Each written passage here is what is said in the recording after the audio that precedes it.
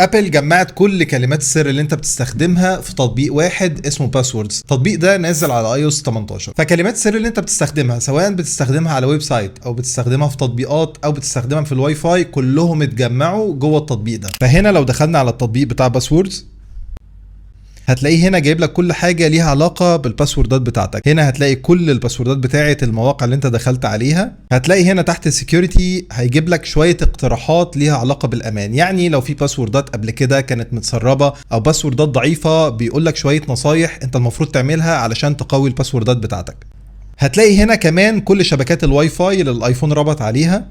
فلو دخلت على اي شبكه هنا مثلا هتلاقي هنا اسم الشبكه والباسورد. لو في حد قاعد معاك وعاوزه يربط على الشبكه دي هتقول له شو الكيو ار كود. لو دوست هنا هيلاقي الكيو ار كود، بمجرد ان هو يعمل سكان بالكاميرا بتاعته هيربط على الشبكه دي. بس كده، يا ريت تقولي في التعليقات ايه رايك في التطبيق ده.